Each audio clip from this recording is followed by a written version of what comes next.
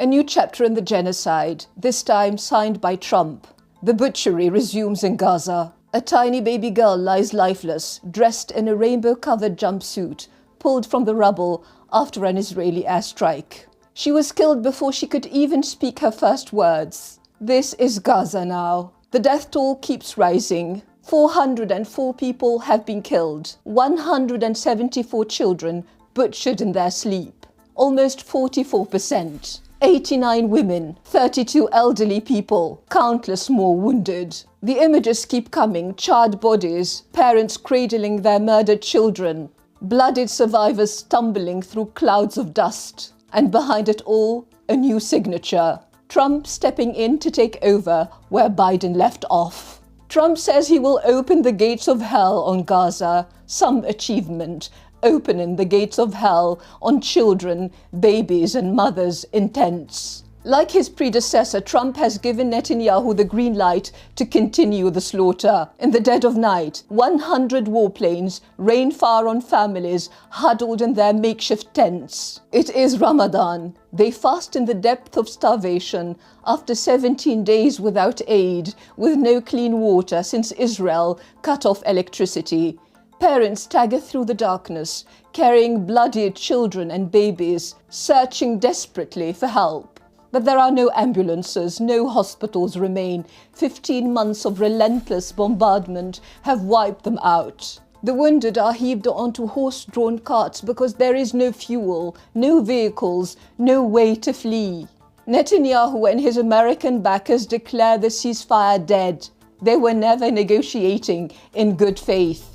They just needed time to reload. The genocide resumes in Gaza, but it doesn't stop there, because at home, the campaign to silence anyone who dares to speak out is escalating. Trump himself made that clear when he used Palestinian as a slur against Chuck Schumer. He's no longer Jewish, he's Palestinian. Schumer, a staunch Zionist, had dared criticize Netanyahu's far-right government. That alone was enough for Trump to strip him of his Jewishness and brand him something else, something meant to be demeaning, because in this political order, anyone can become Palestinian. To be Palestinian in Trump's world is to be cast out. It is to have your voice silenced, your rights erased, your humanity revoked.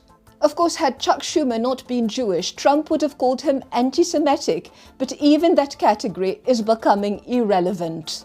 It is no longer about who you are, it is about whether you obey. Even Jewishness is no longer protection. Anti-Semitism is being weaponized, not to fight hate, but to silence criticism of Israel and its extremist defenders. Israel has blocked foreign journalists from entering Gaza, ensuring the world cannot bear witness to its genocide, while its propaganda machine drowns the truth in distortions, denials and lies. Palestinian journalists are hunted down, targeted for exposing the horrors inside the blockaded strip, the mass concentration camp. When bombing them wasn't enough, Israel cut off the internet, ensuring the slaughter could continue in the dark. And beyond Gaza, the repression expands. A campaign is underway to silence the witnesses, those who refuse to look away, those who protest, those who chant, "Not in our name," those who demand to end the massacres.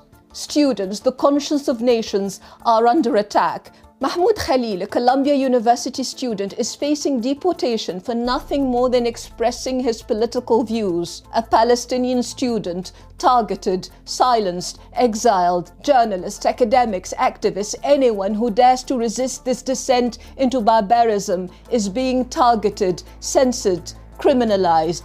This is the new McCarthyism. The same machinery of repression that once crushed communists, civil rights leaders and anti-war activists has been reactivated to silence dissent against Israel's genocide. Today, it is not about ideological purity, it is about absolute obedience to the state of Israel. Trump and his allies, who spent years ranting about political correctness and branding themselves as champions of free speech, now lead the charge against it. Weeks ago, J.D. Vance stood at the Munich Security Conference berating Europe for censoring free speech. Yet back home, under Trump and those who worship him, free speech is a privilege reserved only for those who repeat the official line on Israel. Pro-Palestinian students are arrested, expelled, stripped of their degrees. Professors who challenge Israeli policies are fired.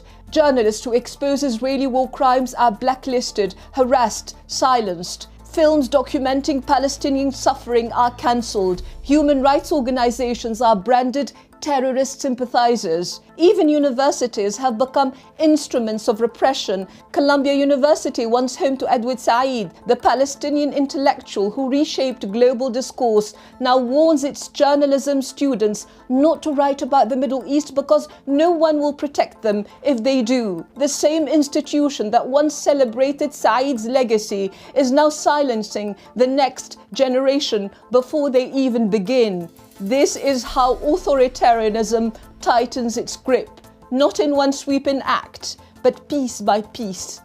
If we bow down, if we surrender our right to say no to the trampling of international law, to the massacre of children, to the slaughter of reporters, to the kidnapping and torture of doctors and nurses, then we are not just betraying Palestine, we are betraying ourselves. If we look away as makeshift shelters are bombed, as farming is weaponized, as an entire people is wiped off the map, we are not just spectators to genocide, we are enablers of it. If we allow the silencing of truth, if we accept the blacklists, the arrests, the witch hunts, we are not just losing our freedom to speak, we are conceding that truth itself is a crime. If we let the architects of war and repression dictate who is human and who is not, then we forfeit our own humanity, because to remain silent in the face of this barbarity is to accept that might is right, that laws mean nothing, that rights belong only to those powerful enough to defend them with bombs and surveillance and prisons, that some lives matter and others do not. And in doing so, we cede more than our voice. We cede our freedom, our morality, our humanity, our place in history as those who dared to stand for something greater than fear. Trump uses Palestinian as a slur word, as an insult, but to millions around the world, it has become an inspiration.